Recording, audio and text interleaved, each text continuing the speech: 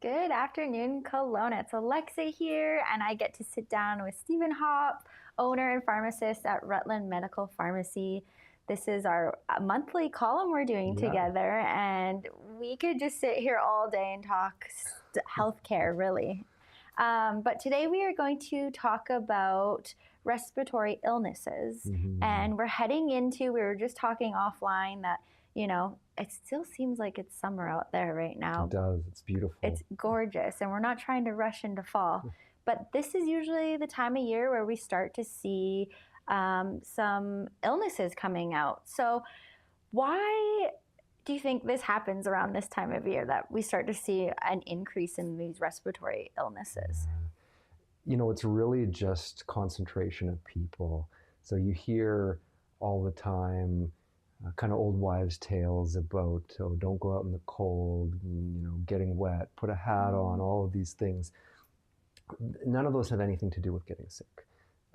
The reason why we see an increase in respiratory illness, so colds, flus, things like that, COVID, is people are back in school. There's a much greater concentration of people in a small space. So these things are passed around really, really easily. And unfortunately, it's really hard to get young kids to be as hygienic, shall we say, with hand washing and just doing all of the preventative things too that really help to prevent the spread. So what would you say the main illnesses right now we would start to see is, like you said, flus? Yeah. But you were saying that, like, is it a stomach flu or is it just a regular flu? So there are definitely many viruses. So colds and flus, influenza, most colds are what we call a rhinovirus. Those are the most common things. That's generally what's causing these respiratory illnesses. There's a few others, as like I say, a coronavirus or COVID virus, which is a different virus than your cold and flu. And then there are definitely gastrointestinal viruses. Flu viruses generally do not affect the stomach, the intestines. We call them, we call it a stomach flu just because it's an easy term to use, but those viruses, like enteroviruses and others that affect our guts, which unfortunately might make us sick for a few days in various ways. That's definitely another type of virus that can be spread around in a similar way, through touching and passing things on that way. What would be some tips that you would suggest people, like, what are some good things heading into this season we should be doing? Well, I mean, from a preventative measure, when you're right in the thick of it, certainly hand washing is the best thing. It's interesting, when I think back to when the COVID pandemic happened, generally not something any of us like to go back and think about, but when I go back and think about it and talk to other pharmacists, other people in healthcare, and people in general who are still working and in workplaces, most of us, if we didn't catch COVID, barely got sick for a couple of years. So it's all those measures that you take to keep yourself healthy. Hand washing, not touching your eyes and face. You don't realize it unless you really think about it. It's so common for us to just have a little bit of an itch, and you just reach up and rub your nose or rub your eyes, and it's so easy to do that during the day. But that's usually how viruses, colds, flus, things like that get passed on. Someone happens to cough on their hand or sneeze and touch a keyboard, and it stays alive for a little while on those surfaces. Maybe they just doorknob, handshaking. We all love to be friendly, but you go somewhere, if there's a whole bunch of people shaking hands, and I don't want to sound like a germaphobe. I'm not that in your type, bubble. but you don't want to. But things like that is often how these things get passed on, and it's okay to do all of those things. It's not worthwhile being paranoid and keeping in a little bubble, but it's important to hand wash. So I know that I barely got sick for those 2 years during COVID, and I realized, and I mean, was it the masks or not? I don't know. We can talk about that later if you want, whether there's benefit in that or not. But I really think it was the awareness. And I still, to this day, if I'm in the pharmacy and I'm busy and say I'm having lunch on the go, eating my sandwich or something, if I take 2 bites and then another customer comes in, And you put your I sandwich put down. my sandwich down in the container, go help them. I don't go to eating it again. Where I think back, I used to sometimes in a busy pharmacy, be eating my apple, you'd get interrupted and just put it down and pick it up again. And so I might end up washing my hands 5 times while eating one sandwich now, but I'm really careful to do that to try to prevent me from giving myself something maybe off of another surface, because that's probably the number one most important thing is hand washing with soap and water and doing a good job of it. Well, it's kind of wild how, like, I mean, not to say back in the COVID, but I remember everyone was like, they had hand wash on them, or they had, the alcohol. Why can't I think of what it's called? Hand sanitizer. Hand sanitizer. Yeah. Like, just block that out of my head. Yeah. But I feel like people, I'm like, it kind of made me stop, and I'm like, are people not just normally washing their hands? Like, why is this such a big trend of washing your hands? But I think maybe for a lot of people, it's frequency, like you said. I mean, especially being a pharmacy, people are usually going there because they don't feel well. So especially you're trying to avoid germs. Oh, yeah. And you think of a lot of the places where I don't know, I think of a gas station pump, those. How many people touch that? Yeah. Or like doors to like a place that, like even the gas station stores, places that are getting touched so much. And, you're outside, you're sneezing, who knows, you're coughing, you don't even realize it. But I guess it's just, bringing that awareness that we're going into the season where you might start to see people sniffling, and help prevent it is continue to, and just always keep up with it. Like, it doesn't even have to be there just when it's flu season or cold season. No, you do. Always keeping up with it is great. And we see that increase, as I say, in school, because you have all the kids in a closer space, as opposed to, and you might say, well, kids are, still in the summer, but in the summer, they're not together with 30 or 40 kids and friends as much, and they're outside, open air. So there's just not as many opportunities to spread it. And then what happens is the kids get sick and they bring it home. Anyone who's had young kids, grandkids, they're just always bringing things home. And so it's hard to avoid. Yeah, I've witnessed that with, even in our office, we have a granddaughter that comes in to visit us. And if she has a cold, we all get the cold. Absolutely.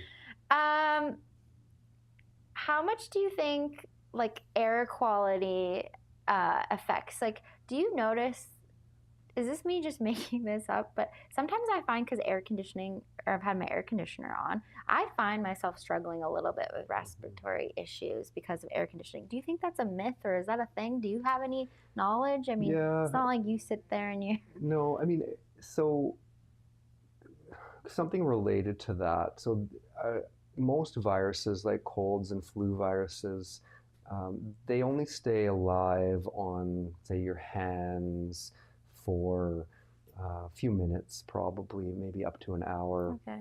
Hard surfaces, so if someone coughed or sneezed on this hard table here, maybe a day or two, actually, which is pretty long. That's maximum. Okay.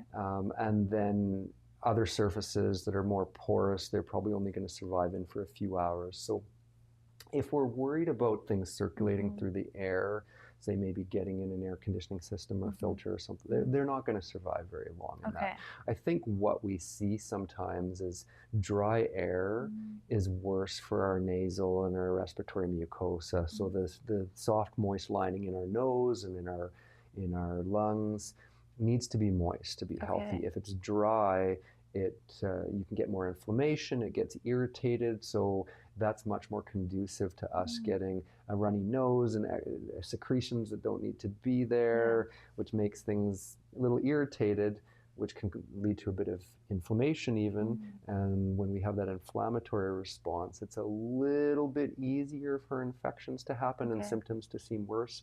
It can worsen asthma, allergy symptoms, things like that.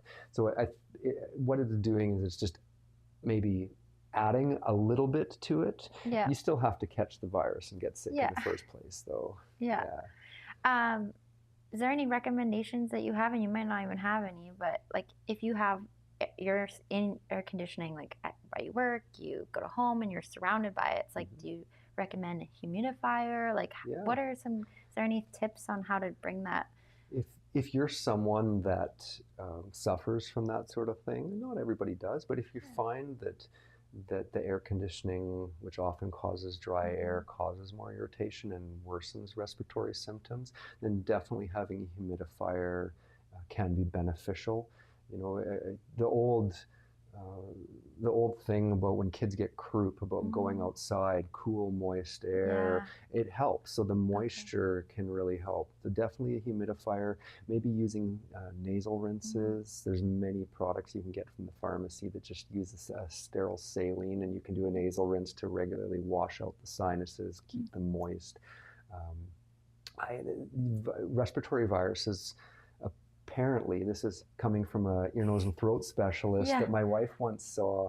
He said, so he's going to be the expert, and he said that these viruses actually can sit in your sinus area, so in the mucosa, for a few hours before you really get infected. So he feels that doing a regular sinus rinse not only keeps your sinuses healthy, but it decreases the likelihood of you getting sick if you do it regularly, because you may actually have an opportunity to wash these things out a little bit and not have them sit there and infect you. Kind of like an oil change. Yeah, you could put it that way for sure. I'm like, you know, when your car goes off, or you're like, okay, it's time to get an oil change. But like, it's just these healthy, routine. I don't know if you need to put it in your calendar, every couple weeks, or do that, because I will try anything to avoid getting sick, because nowadays it feels like since COVID has happened, you do get sick, or if you've had COVID, you stay sick longer.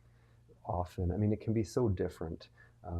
The sinus rinse, really, to be effective, you'd want to be doing it every day. So probably don't have to put it in your calendar. Okay, that's an everyday thing. Yeah, it could be an everyday thing. In fact, that would be beneficial. Okay. But it's there are so many things, and sickness can really vary. You like to think, and you hear about a cold, maybe being about a week, but symptoms can vary a lot. Sometimes people get over a respiratory illness in a couple of days. Sometimes the symptoms last a few weeks. Yeah. Not to say you're necessarily contagious for those whole few weeks, but the symptoms can last and linger longer in many cases, just due to the irritation and the inflammation that happens. There's been rare cases in history where the healthiest people actually suffer the most, because their bodies are healthy and can mount a greater inflammatory response. They believe the Spanish flu was like that. Really healthy people got sick because the healthy people's bodies were affected so severely by it. They got so much inflammation in the bodies, whereas people who already had inflammation, or people who just whose immune systems maybe didn't work quite as well, and things didn't work as well. Their body couldn't have such a big inflammatory response, so they didn't get such severe symptoms. Now that's an outlier. Yeah. Usually your healthy person is not going to suffer as much and not be at as much risk. Yeah. But just to kind of explain how that can work. Yeah. So let's talk about this. So are there things that you think, like sleep, exercise, also all these, I think we all know that your sleep is super important. It's like one of the most important things we all need to be doing. But is this going to help keep you from getting maybe one of these respiratory illnesses this season? It could help you to be healthier. So if you come in contact with one of these respiratory viruses, and if your immune system doesn't fight it off in that initial contact, you're probably still going to get sick. But if your body is healthy overall, you have the maximum health going on in your body, you'll probably get less sick. You are a little bit more likely to fight it off. So, sleep deprivation makes our immune system not work as well. We know that. Sleep deprivation does all kinds of horrible things to our body, at least chronic sleep deprivation. So yes, if a person can get adequate amounts of sleep, and the amount of sleep each person needs varies, but generally 7 to 8 hours would be ideal for most people. Good nutrition makes our whole body work well. If you don't fuel your body well and feed your body well, everything's not going to work as well in your body, from the muscles to your brain, to your stomach, to your immune system. So we want our immune system working the best possible. So yeah, sleep, hand washing, good food, exercise makes our body work well too. You mentioned that. So regular exercise not only keeps our body healthy and strong, but helps us stay, healthy weight, which is better for our body overall too, and our immune system. Well, and I think we just did an episode with you on mental health. Like exercise is actually such a good thing we're going into the season of it's dark, gloomy. Absolutely. So exercise is not only just going to help you, keep up your immunity and stuff, but your mental side of that, which is just as important, if not more, sometimes. Exercise reduces stress. If you're struggling with your mental health, not good for your stress. Lack of sleep and mental health struggles increase our cortisol levels, which cortisol is a natural steroid, but that you need for certain things. But if your cortisol levels are high and stay high consistently, there are numerous studies that show that your immune system is not as effective. Yeah. Yeah. So I would say, I think most of us know, but there's certain ages or people that are more affected to this type of year, and like our seniors, obviously, children you have to be more careful of. But do you think people should be trying to, if they're really sick, to wear masks, or is there anything we can keep ourselves from getting, our elders or kids sick?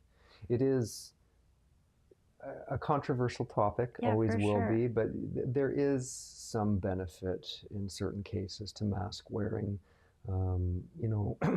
Doctors and nurses in the hospitals have been wearing masks for decades. Yeah. They're not at any higher, the people that have those jobs are not at any higher risk based on years and years of wearing them. We know that the masks don't necessarily filter out particles as small as viruses. They don't. An N95 can filter some, but your day-to-day masks don't. But viruses, especially respiratory viruses, one of the main ways they're transferred is through droplets, particles. So when we cough and sneeze, there's way more particles coming out. Yeah. If you're wearing a mask, although some things can get through it, most of those droplets are hitting the inside of your mask. Not going to make yourself sick. It might not seem very nice, but most of those droplets are hitting the inside of your mask instead of going all over your counter and all spreading over it. Exactly. So it does, although it's far from 100% in preventing the spread, it minimizes spread of those droplets. So that goes along with your hand washing.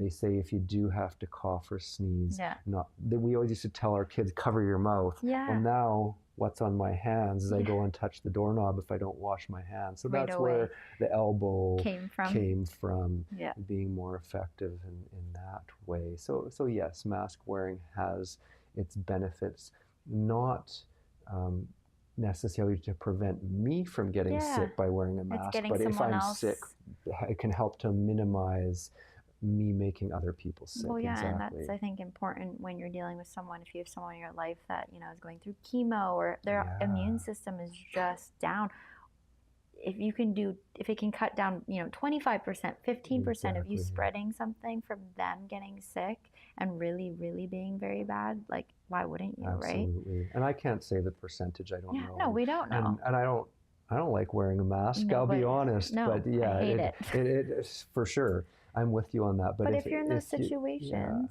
you should take the most vulnerable responsibility. People who have, not just seniors. I mean, as we age, our bodies may not work as well, even if we're healthy, so immune systems are not quite as effective. But there are many people who could be immunocompromised, who could be my age or younger. Maybe a person had a transplant. There's so many things. Someone has chronic asthma, you just never know. No, you never do. I know someone could look really healthy and they're not. Absolutely. Okay, flu shots. Yeah. When can people come that want to get their flu shots? When are you starting? Is that starting now, or Not is that yet. in a bit? Definitely have had lots of questions already in the pharmacy. Let's so it's a hot question. when they can get their flu shot. The last few years, the government in BC has had like a go live date, a rollout date, and it's always been the day after Thanksgiving for us. Interesting. Give thanks. Here's the flu shot. and they'll distribute them of course a little bit before that, so we're ready to go. But they have very clear guidance telling pharmacies that you're not allowed to give the flu shots out.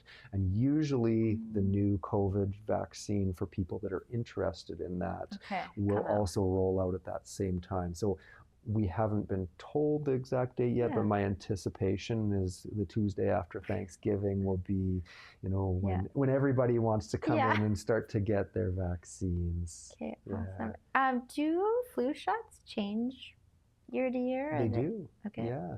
So the companies that make the flu shots, the governments that are involved with it, they watch what flu viruses go around. So because it's changing so fast. Well, and there tends to be, with seasons, because of when people are more inside, there tends to be a kind of a flow of flu around the globe, kind of through Asia, Australia, South America, North America, and up to us. So they kind of watch it and try to change the formulation for what strains are in the flu vaccine. And there are flu vaccines that have 3, occasionally 4 varieties of the flu virus, inactivated flu virus, I should say, in them. It's usually an H1N1, which is what sometimes people refer to as a swine flu. Yeah. They're an H3N2, an influenza B, and I made some notes for myself because sometimes it's hard to remember. Yes, we can read them out. Don't worry. And there's usually, there could be an influenza A and an influenza B. So you get that mix of the ones that they think will be going around, and for full transparency, sometimes they get it right, sometimes they don't. But the flu vaccine is free, and my view for myself and my family is, even if it's not a good year, even if it gives a bit of protection for one little needle, it doesn't hurt me. Why not? Should you be getting your COVID shot and flu shot at the same time, or is that something you think you should spread out, or does it really matter? You can. There's some personal preference there. The only risk, and it's a very small increased risk, is you may have an immune response to getting multiple vaccines at once, where you feel a little under the weather. Some people after getting a vaccine will feel a little headachy, a little achy, almost like you're getting sick. They're inactivated viruses, so they can't physically make you sick, but sometimes our immune system is going, whoa, like I have all this extra stuff to do. I feel a little, a little blah, for lack of a better term. So it is safe. If it's much more convenient for an individual to get both at once, absolutely. If you want to just get it done, you don't want to make multiple trips, wonderful. And we do many people at once. Some people like to spread it out because they just really feel better about that. They're worried about that reaction, which is only a small percentage of people, so they spread it out. When your babies sometimes get 3 vaccines or more at once, I know. And our immune system can amount. And they're tiny little things. Yeah. That's why often people give a little Tylenol to babies, because they might get a little feverish for a day or two. They're not getting sick, but it's just that immune response. Very cool.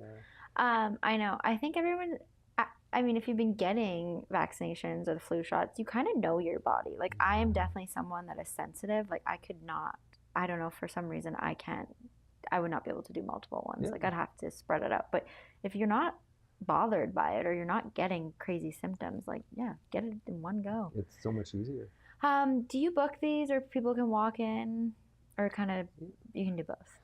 We do both. Okay. I know some pharmacies out there will only do appointments.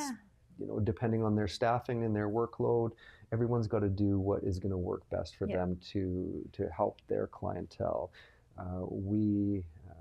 Rutland Medical Pharmacy. Yeah. We'll do both. Okay, awesome. And so you'll see come flu season, COVID vaccination season, there's a booking platform online through Immunize BC where you can go in, you can put in your location or your postal code and see what pharmacies have available appointments.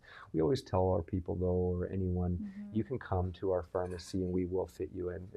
There's a period there in late October that's pretty busy, but we still don't usually have too long of a wait time, and we'll do our best to fit people in as well as take care of the appointments. Yeah, nice. I like that because it gives you some variety. Like maybe you're out doing some groceries and you're like, oh, you know what? I'll just swing by and get my. Sometimes it just works that way, right? You realize, sometimes hey, I've it's got hard time. to book, or I don't know. You're just like, oh, I'm in the area. I need to get my prescription filled, and I'll get a shot or something, or vitamins. For sure. Is there any other topics or respiratory illnesses that we should talk about that we miss? Well, I mean, a couple quick things. We've talked a little bit about some misconceptions, but I think if we're talking about respiratory illnesses, I mentioned getting sick or cold or wet does not make you sick. I kind of believe that does. Unless you came in contact with and were affected by the virus itself. Yeah. You're not going to get sick. You can be as cold and wet as you want. You might not feel good. Yeah. Antibiotics. Sometimes people still want an antibiotic when they're getting a cold. An antibiotic only kills a bacteria, which a cold or a flu is a virus. It's not. Weird. So an antibiotic people will not help antibiotics that. Misconception. I mean, it's or what you've been told. That's all no knock on anybody. It's just something that's not understood, not their knowledge. Just because you have green or yellow mucus, I'm sure what everyone loves to talk about. But it's reality, we all get it. Don't even pretend right now that you have not coughed and been like. But green or yellow mucus doesn't necessarily mean that you need an antibiotic, or any respiratory illness can definitely cause that. So that's a good misconception. Tell me another one. Vitamin C and echinacea and all of these supplements, right? So there is some limited evidence that zinc, increasing your zinc may, and vitamin C even may slightly decrease the severity or the length of a cold, usually by about half a day to a day if you're lucky. Yeah. So limited. Yeah. If that's enough for you, but so many other supplements have no evidence that they help. Yeah. I'm a vitamin C and a zinc person. When I start to feel sick, I'm like, And it's not going to hurt you. I mean, right? Colds, people always say, well, a cold doesn't cause a fever. If you have a fever, it's not a cold. Not necessarily. Less common. Yeah. There's the old joke that, you can take all the best current medications to treat it and it'll go away in a week. Or you can do nothing and it'll be gone in 7 days. Yeah. Right? Same thing. Yeah. Maybe that's some bad pharmacist humor. I don't know. But, honey, that's not necessarily a myth.